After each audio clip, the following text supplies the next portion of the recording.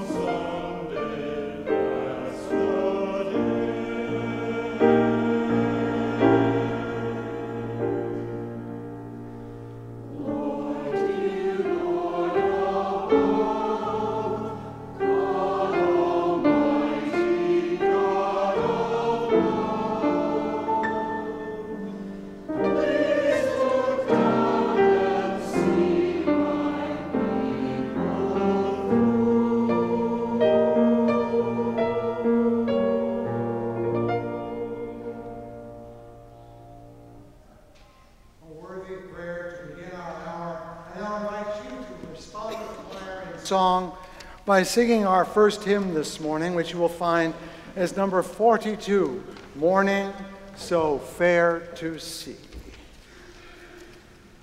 Morning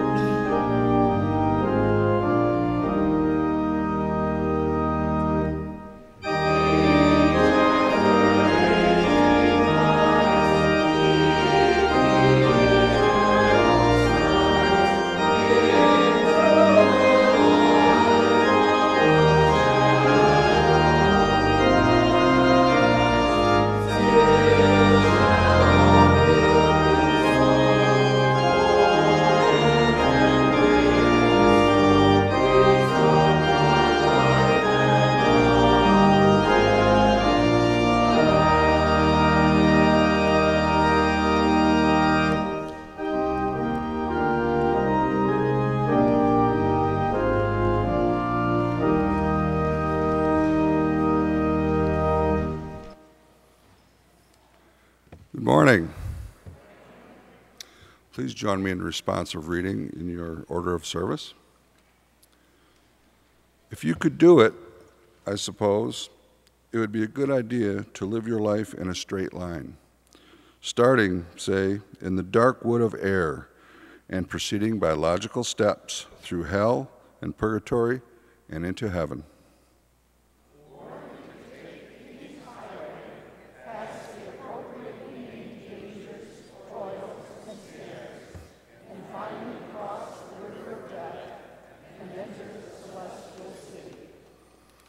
Often, I have not known where I was going until I was already there.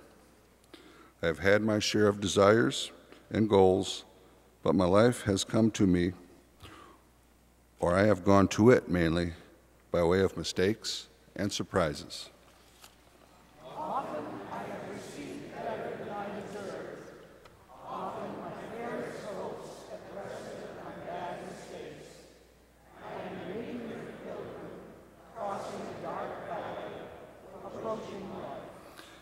And yet, for a long time, looking back, I have not been able to shake off the feeling that I have been led. Make that what you will.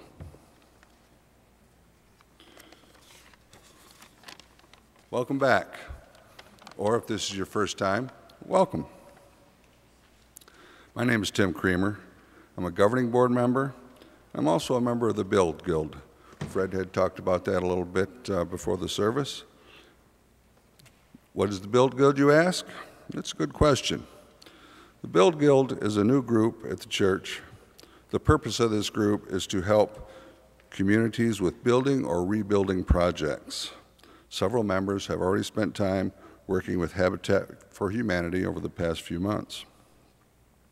I stood here many times and told you one of the reasons I love this church is because it gives me the opportunity to get involved, an opportunity to make a difference, an opportunity to change the world. Now, I've talked about our trips to New Orleans in the past that I was part of to help with the rebuilding after Hurricane Katrina. And as I said many times, these trips were some of the most rewarding times of my life. The Build Guild is planning a trip to Port Arthur, Texas to help rebuild from the effects of Hurricane Harvey. The flooding from Harvey covered nearly the entire city of 55,000. With a poverty rate of 29%, Port Arthur has struggled to recover. The hurricane caused $1.3 billion in damage in Port Arthur alone. Despite 80% of the housing being damaged, the city trails others in their rebuilding efforts. Early funding for rebuilding efforts have largely went to Harris County, which includes Houston. Now, we're planning on being in Port Arthur the week of November 11th. We're still working out the final details. We'll be flying or driving. It's still to be determined. We have housing set up for the time we're there. We're estimating a per-person cost of $500 to $700 to make the trip. We're working to bring that cost down. We won't know exactly what this cost will be until we have more firm numbers on the number of people going. Now, the personal rewards you will receive can't be measured in dollars and cents. The two groups that went to New Orleans, I was part of both of those trips, they were organized specifically for that one purpose. They disbanded as soon as the trips ended, although the friendships that were forged will probably last a lifetime. The Build Guild organized with the intent of being an ongoing group. As I've said, members have already spent time working with Habitat for Humanity, and after the Port Arthur trip, we will continue to work with our community and others to help rebuild as they need. If you are interested in joining our group for the Port Arthur trip, or for other projects we will take on, or if you're just interested in what we're all about, we have an information table set up in the social hall, and it will be there for the next several Sundays. Stop by and ask questions, or if you see somebody in a shirt like mine, ask them questions. It says Build Guild right across here. I know you can't read it from there. We're looking to finalize our numbers as soon as possible, so if you are interested, please come and talk to us at the table. Now, if you're here for the 1000th time, or if this is your first time, you are welcome here. I know being in a new place can at times be daunting. If this is the first time you're here, don't be shy. Reach out. Ask me or anyone else what this church means to us. We will be glad to share. Welcome.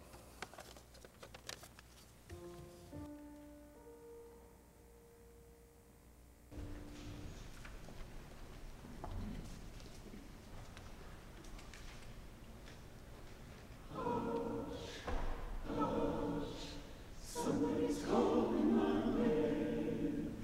Hush,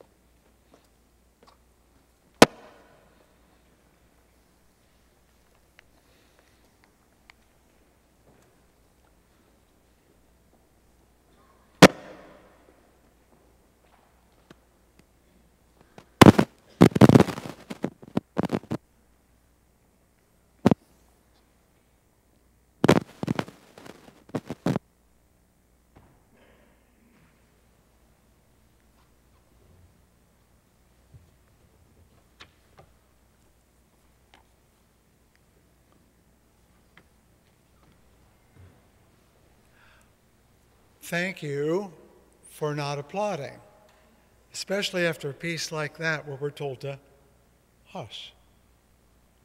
But I want you to appreciate the choir at some point before it gets too far into the season, because they are in very good voice. Not this minute. Save it for another moment. Who knows when it'll turn up? The Spirit will lead you. I have two passages this morning. One that's pertinent to the moment because this evening is Erev Rosh Hashanah, the beginning of the Jewish New Year, which is actually a 10-day period. It's also called Aseret Yom HaTeshuvah, 10 days of returning or return or repentance, going back and starting over. They're also called Yomim Noraim, the days of awe, when the Jewish community feels especially close to its origins and to its experience of God.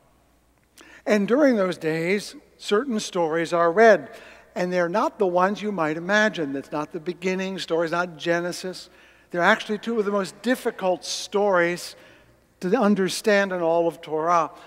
And I'll give you just a piece of the first one. It comes out of Genesis, but well into the story. Sarah saw the son whom Hagar, the Egyptian, had borne to Abraham playing. And she said to Abraham, "Cast out that slave woman and her son, for the son of that slave shall not share in the inheritance of my son Isaac." The matter distressed Abraham greatly, for it concerned a son of his. But God said to Abraham, "Do not be distressed over the boy or your slave. Whatever Sarah tells you, do as she says, for it is through Isaac that offspring shall be continued for you. As for the son of the slave woman, I will make a nation of him too, for he is your seed." Before I go to the second reading, this is the mythic story that separates two Semitic peoples, those that call themselves Judeans or Jews, and those that call themselves Arabs. And in the Quran, this story is even more important because they claim that Ishmael, as being the firstborn, is the one that received the true inheritance of Abraham, and clearly that's not the story as related in Torah. So when we wonder why our world is so troubled, these stories date from a very long time ago, and we are still living in the shadow of their claims. Which is why this next passage, a poem, just over 100 years old, because this year, 2018, marks the centenary of the end of the First World War, which was then the war to end all wars. Of course, it didn't. But what that war created, perhaps more than any other modern war, is a body of poetry from people like Siegfried Sassoon and Wilfred Owen. Powerful poems about the reality of war in modern times. And perhaps this most famous poem, written in 1915 by John McCrae, a Canadian serving under the British Crown. In Flanders fields the poppies blow, between the crosses row on row that mark our place. And in the sky the larks, still bravely singing, fly, scarce heard amid the guns below. We are the dead. Short days ago we lived, felt dawn, saw sunset glow, loved and were loved, and now we lie in Flanders field. Take up our quarrel with the foe. To you from failing hands we throw the torch, be yours to hold it high. If ye break faith with us who die, we shall not sleep, though poppies grow in Flanders field. Poignant and frightening. Take up our quarrel with the foe. I'll come back to that another time. It seems that we pass not only our good but our bad from generation to generation. How many of you have found old family quarrels that go on for years and years, or heard of them from others? Why is it that we still can't settle the question of North and South or black and white? We keep handing these quarrels on, do we not? And yet, in this church and in every church, I suppose, we wish to make it a better place for ourselves and for our descendants. Here we take up the other challenge of passing along, handing forward the good as well as the bad. And that's my prelude to the invitation to offering. Here at Fountain Street Church, whatever cash goes in the plate is a paying forward.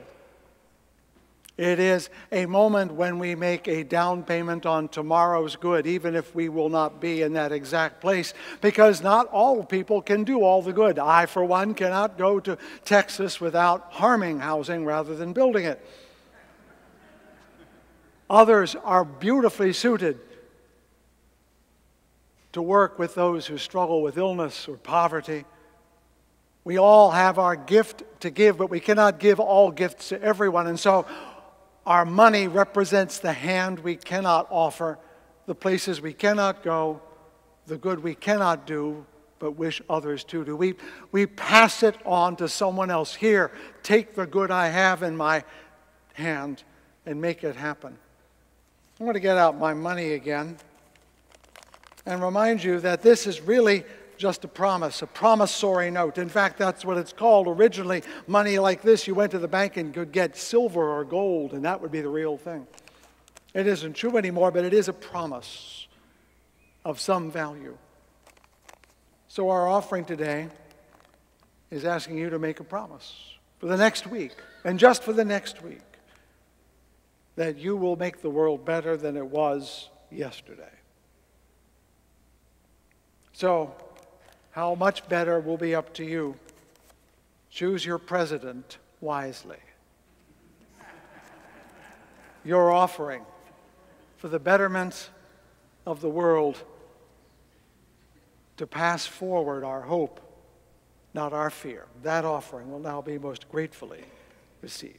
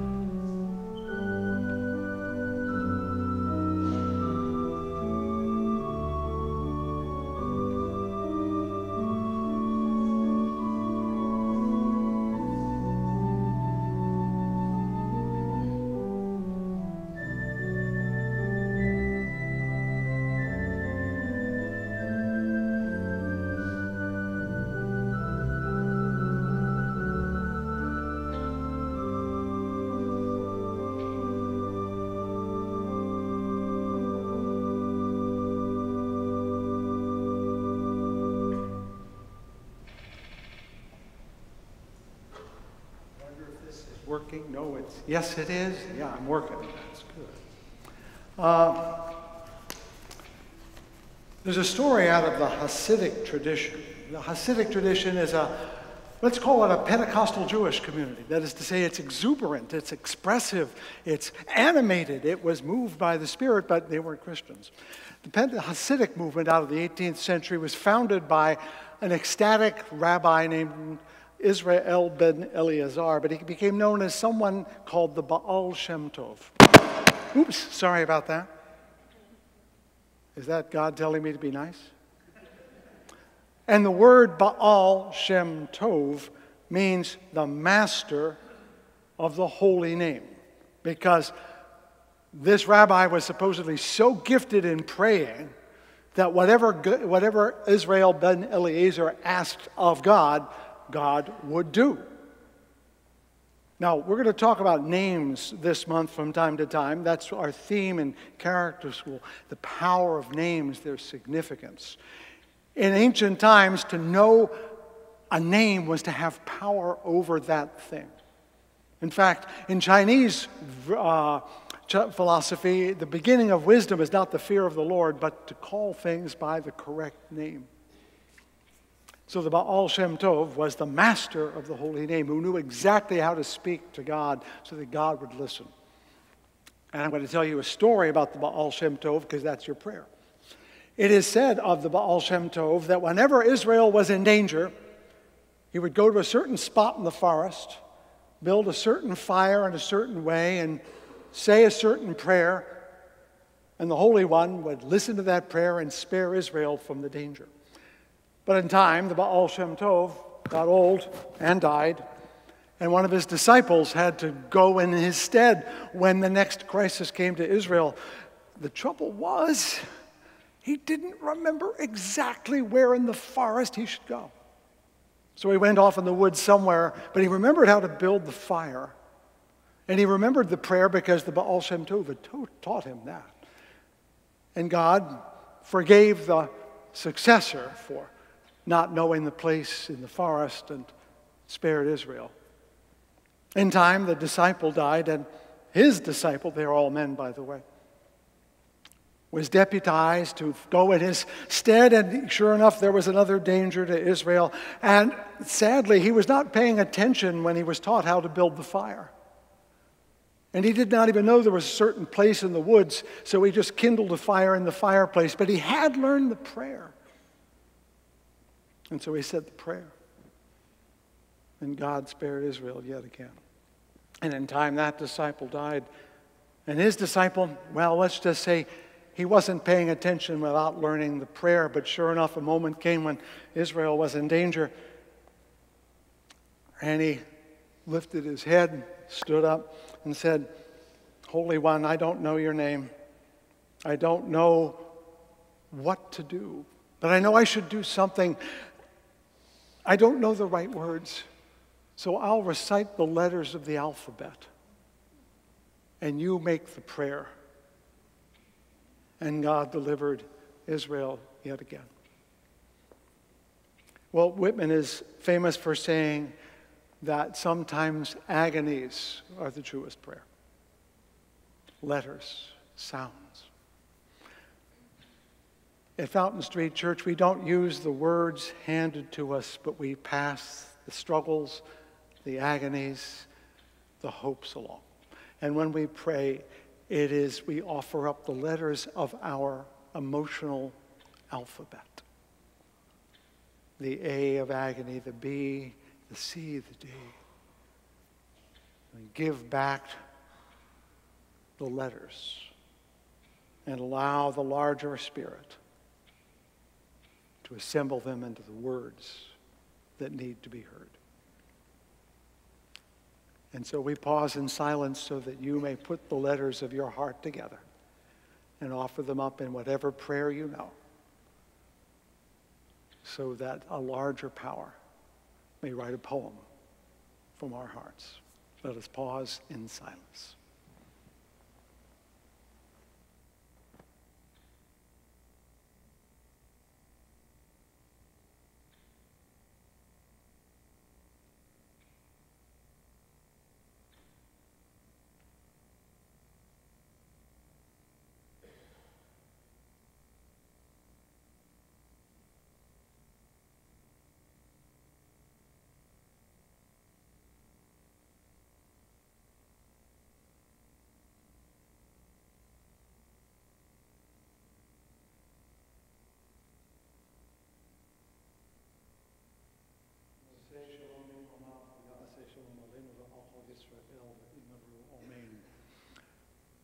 God, the one who let peace reign in Israel, let peace reign over all the world, and let us all say, Amen.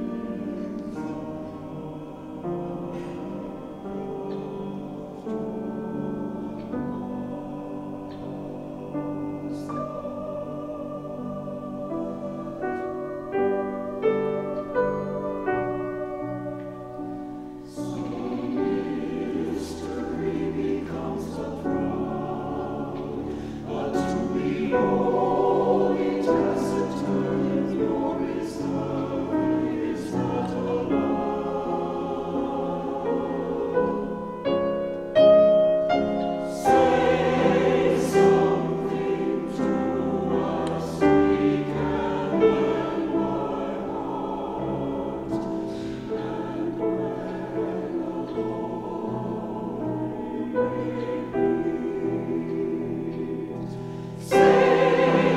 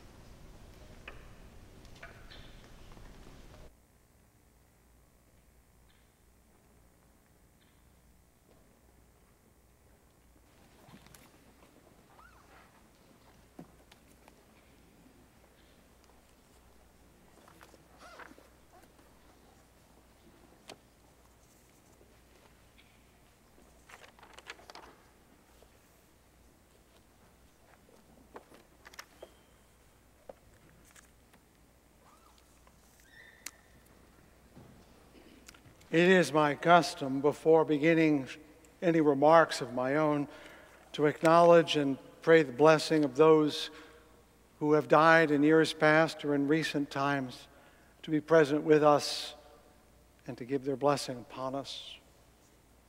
I live up the names of William Michael Slattery II, of Grant Lynn, of Mary Coles, and George Clay. El Malay Rachamim, Shokein Barachamim. God, filled with mercy, dwelling in the heavens heights, bring proper rest beneath the wings of your Shekinah to the souls of our beloved and who have gone to their eternal place of rest.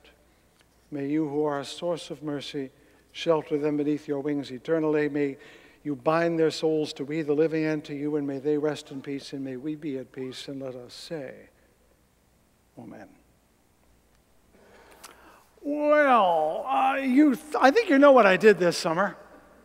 If you didn't, you weren't paying much attention. Summer was just, in fact, the conclusion of a singular year for me that began with a decision I made last August and ended very publicly this past August. It would be vain to presume, of course, that everyone knows everything, so I'll state the obvious. Last year, I resolved to be a candidate for office, for Congress, in fact, and almost exactly 1 year later, the people chose, and it wasn't me. Defeat is a powerful experience, and I'll say more about that in a few moments. But now, a month after the primary, I can look back and say it was worth it. Speaking of looking back, as I began framing these remarks, the words of the Danish theologian Søren Kierkegaard came back to me. This is the advantage of being overeducated. You remember things. And he wrote at some point, life can only be understood backwards, but it can only be lived forwards. In retrospect, I can say that the challenge and dilemma of politics today is actually contained in that sentence. If you substitute politics for life, you have my message. Politics can only be understood backwards, but it's always done forwards. And we have plenty of people going forward and very few looking backward. And I would say it's relentlessly forward. While I knew campaigning would get harder as I got closer to the primary, knowing abstractly is not knowing concretely. May through July was a blur of meetings and events and decisions and a constant sense that every moment was both urgent and important. For a long time, though, things went rather slowly. Assembling a campaign is an exercise in herding cats, as you may have heard the expression. Everyone wants you to succeed, no one wants to help. There are rules and norms, but no clear path to finding them or following them. You're on your own. It's very much a Wild West world out there, let me let you know. How do you become a candidate, for example? Well, federal offices have different rules than state offices, but you must follow state rules to get on the ballot for federal office. There are federal rules about making and using money that are different from state rules, and you must report almost everything you itch or scratch along the way. Where do you start? Well, getting on the ballot, that's a state thing, requires getting signatures from very specific people in very specific forms. And you must go down and get the right petition. You must get the right people and get the right people to get those signatures. You need those. You also need to organize a committee. That's essential. But you don't need to organize a federal committee until you've raised $5,000. But you can't raise $5,000 until you have a bank account, and you can't get a bank account until you have a committee. You see how it goes around in a circle? And they need a tax ID number, which has to come from the IRS, which is what you get by going to the FEC, which is not the same as going to the SOS. I spent hours last fall and winter reading rules and regulations, asking for advice, going to the Secretary of State website, the House of Representatives, because even as a candidate, I had to file financial disclosures of all my assets, which is separate from actually spending and raising money. And I went to all the private websites that give and sell advice. In short, I encountered the full length, breadth, and depth of the political industrial complex.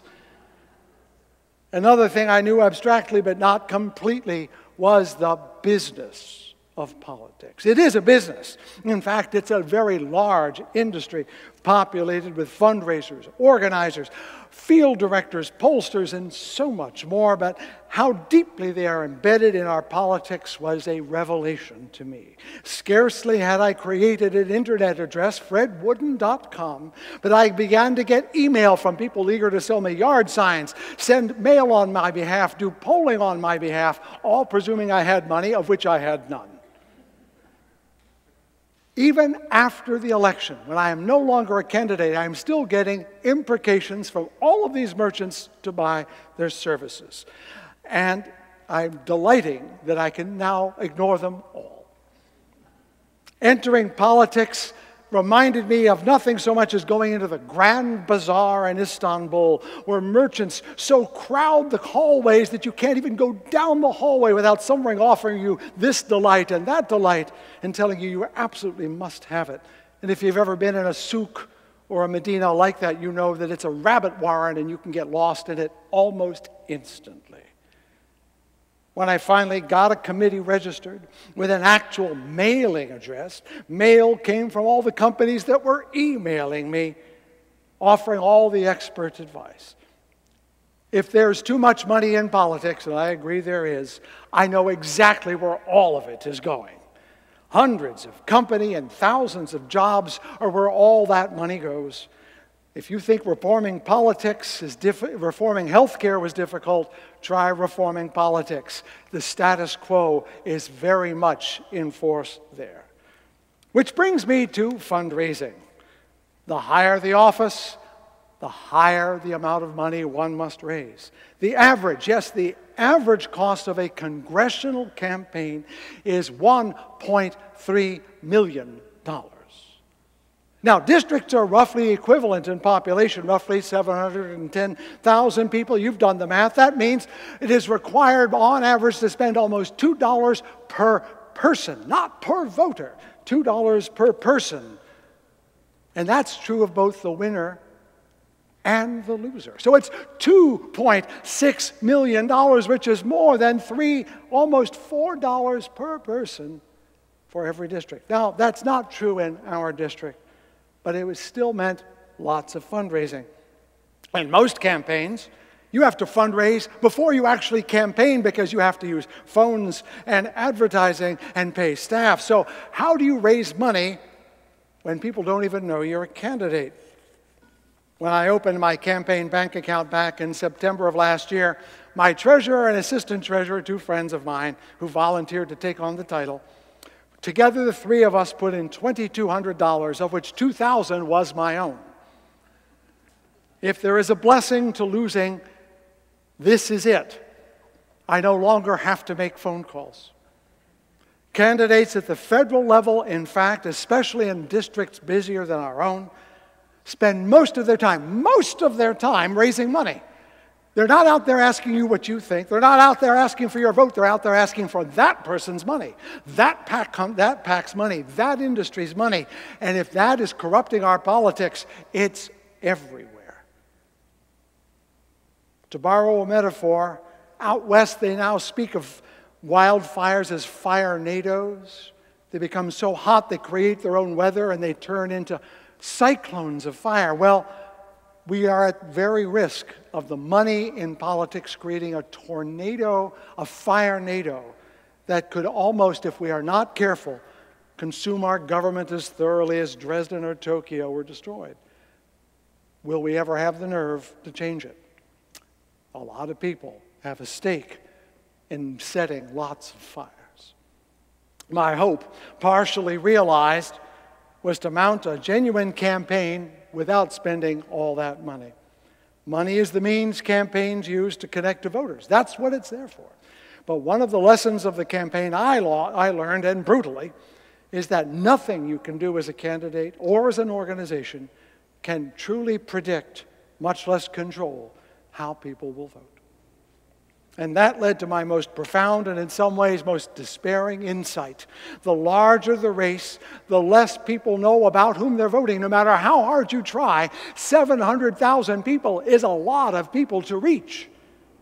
I went to dozens of house parties giving speeches over and over. I attended scores of events, marching in parades, marching in protests, going to town halls, trying to meet as many people as I could. We had 2,000 social media followers to which we posted on a daily basis. I and my team knocked on over 5,000 doors. We sent mail to 20,000 people. We did texting to 40,000 people, and that's still less than 10% of the people in the 3rd District. Think about that. Most voters end up making their choice knowing very little about any of the candidates. That is a powerful fact. Now, for weeks, I and every other candidate, by the way, urged people to register and vote, a message we repeated often and loudly, and it worked. There were 3 times as many voters in the Democratic primary as there were before. The bad news for me is that 2/3 of them voted for the person who won, who wasn't me, and Kathy Albro was carrying the flag for the Democratic Party, and may she prosper. From a strictly personal point of view, I experienced Oscar Wilde's ironic observation that they whom the gods would punish are granted their prayers. Now let me turn to the notion of defeat, the experience of it. I speak now not only for myself, but for all good worshipers of the Spartans as well. Defeat is a distinct form of loss. You actually lose nothing because you didn't have it in the first place. You fail, but neither victory nor failure were ever truly in your power to choose. It is a very public defeat that will go down in history. My footnote that lasts forever is my one defeat. And yet you were never very visible to those who voted or important to those who went to the polls. And if it was the most profound disappointment of my life, for most people it mattered for about 12 hours. I have likened the experience to running a marathon, and you see the finish line, and you put on that last desperate burst of speed. You are seeing it, you get right up close, and you trip on a rock and do a faceplant into the asphalt, and every ounce of your energy goes down, and you come up bloody and last. And humiliated, because if you were better, you wouldn't have tripped in the first place. But that's the way it feels, not the way it is. More than one friend consoled me, saying, well, you'll learn a lot from this, and I hated that. No one ever goes to a winner saying, well, you're going to learn a lot from your victory. What is the message? Well, the person trying to console you says, there's meaning in your loss. And I'm going to tell you the meaning is, I lost and it sucks. There may be more, but right now, that's what I'm thinking about. If you have not been defeated, do not give advice to those who have met defeat. Believe me, you don't know. But of course, I have reflected on the experience. What other choice can I have? I can now understand it looking back because I am not now moving forward. One thing I have learned, other than losing is lousy, is that I learned that the lousy part was not about why I lost, but about why I ran in the first place. Because you have not succeeded in the task you set out to do. That doesn't mean it's your fault, but you cannot complete the work. And that is painful. I had many reasons that drove me to run in the first place. Among them, a very keen desire to do something of lasting good in my life. In my 40 years of clergy life, I have not enjoyed the usual accomplishments that clergy boast about at their meetings. Memberships have not grown to overflowing. Buildings have not been built. Books have not been written. Budgets have not overflowed. I have served, but I have none of the standard accomplishments I can put on my list. My accomplishments, while real, have been of the more evanescent form, that is, funerals conducted, sorrows comforted, couples united, babies dedicated, troubles endured, survived, and endured again. When I say that the effort of the campaign was worth it, it feels like those moments in ministry. It had meaning, it had value, but I cannot point to the thing that it has the meaning. I cannot say I did this.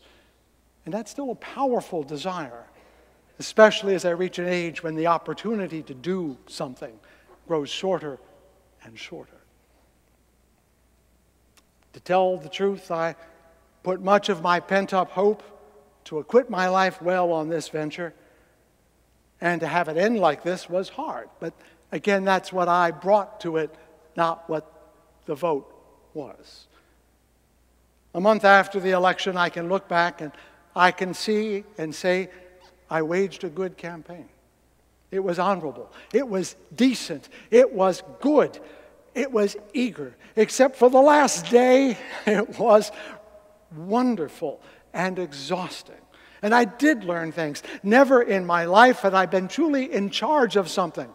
Everything in my life as a clergyman has always had me reporting to a board or to a committee. This is the one time I did something where I was in charge of everything, and it was a hoot. Even when I did something wrong, I could then repair it. It was exhilarating. It put clarity in a place I've never had it before. There was only one opinion that ultimately mattered. That was mine. I bore all the power and all the responsibility, and that simplicity was thrilling. You who start businesses, I understand where the fun is now. The belief that others had in me gave me more confidence than I had in myself. That was wonderful too. My team was unified and energized, and that was exciting. We were doing what mattered despite the keystone cops of the experience of going here, there, and everywhere. We felt we were about something and that it mattered and that we were engaged in something that counted. It was by turns exhilarating and exhausting, daring and daunting, of utmost importance and utterly confounding. No wonder people love doing it. Outside of love and war, there are few things as intense and potentially life-changing as politics. I know concretely now both the soaring and the sordid reality of politics. I know how important it is to try to make it worthy of our ideals, and yet how immensely hard that is. I also know that our hope as a nation is not in this election or even the next, but in our politics itself, and that it must find a spiritual anchorage and not simply about the money, the candidates, or the parties. We are no longer thinking, talking, or operating out of our most basic values, but over who has power and how can I get it away from that person right now. By spiritual, I do not mean religious. Please do not mistake one for the other. But a sense that we are about something as a nation that is at once both larger and smaller than our politics. By smaller, I mean a humble hope to make America not great again, but good again. Good enough for all of its people. A place where people can reasonably hope to have a good life for themselves and their families, to do good work and have a good home in a good neighborhood with good neighbors. It's that whole every man neath his vine and fig tree thing that's as old as the hills. That's what we want. That's what we deserve. And it's much smaller than all the commercials and all the promises. By larger, I mean that sense Abraham Lincoln captured in his famous Gettysburg Address when he said that we were conceived in liberty and dedicated to the proposition that all men and women are created equal. In other words, liberty and justice for all. Something no nation has yet accomplished, and something that I believe we seek very much to approach. The readings today could not be more different, and yet they are intimately connected to each other and to my message. The first is associated, as I said, with Rosh Hashanah, the Jewish New Year, which begins at sundown this evening. I chose the part about banishing Hagar and Ishmael because this is the mythic origin of the Arab people, and the ancestors claim him. Clearly, this is a very old story.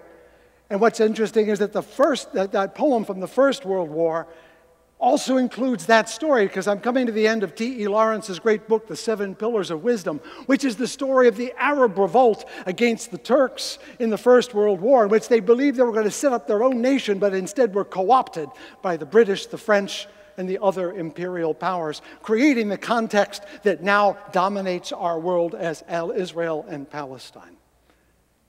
It's that old. It's that old. And they relate to my small story as well, because our politics today is a product of our history. Everything we bemoan today, our ancestors bemoaned at the beginning of the Constitution in the 1820s, in the 1850s, in the 1870s. We have not solved a single problem that we have not faced for the entirety of our history. Every hope we cherish was there as well. We are a land of hope and fear.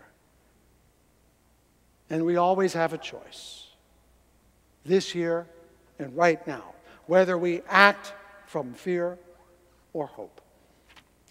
Too much of what drove me into politics for my brief sojourn was my frustration that we have a politics of fear that has come to grip the nation, not just in the past 2 years, but in the past 20 or more years. And that only people willing to risk politics of hope and lose had a chance of changing that, because no one is going to risk the politics of hope without losing for the first and the second and the third election. It will be won by inches. It will be marked by candidates like me who wave the flag of hope and go down at the last, but nonetheless wave the flag.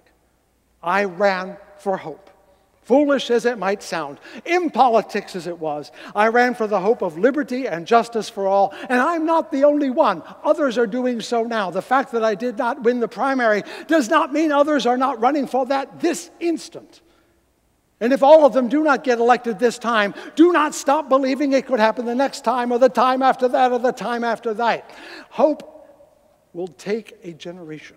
Liberty and justice will take a millennium.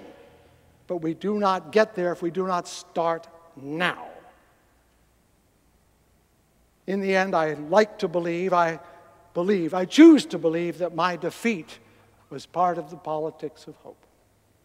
Much as those wounded in battle are part of the eventual victory, even though they may not survive, those who are not elected are also part of the march toward a better America. So when I think of those words by John McCrae, take up our quarrel with the foe is not the Republicans, not the conservatives, it is fear. The foe is despair. The foe is anger. And we must quarrel with it. Offer a politics of hope. Offer a politics of courage. Offer a politics of possibility, not destiny. Take up our quarrel with the foe, said John McCrae. To you from falling hands, we throw the torch. Be yours to hold it high. That's the best any of us can do this year or any year. Not fear, not anger, but hope. Hope, larger than both, will be the salvation of our nation. And it is ours to carry. May the words of my mouth and the meditations of my heart be found true in thy sight, thou who art my rock and my redeemer. Amen.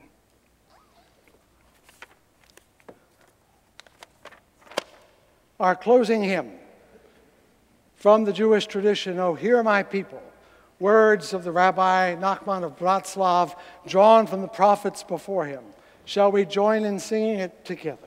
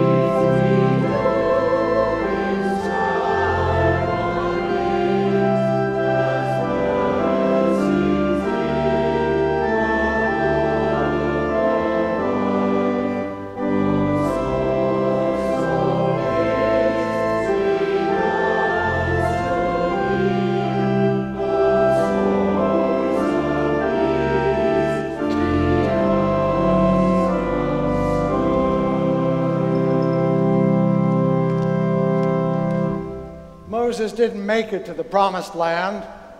He could only tell the people who would go there what they needed to do.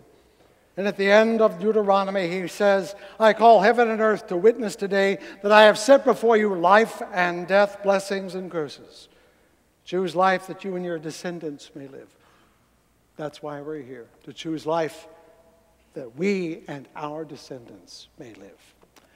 And let us remember that this day and every day is a day which the Lord has made. Let us ever rejoice and be glad in it. Amen and amen.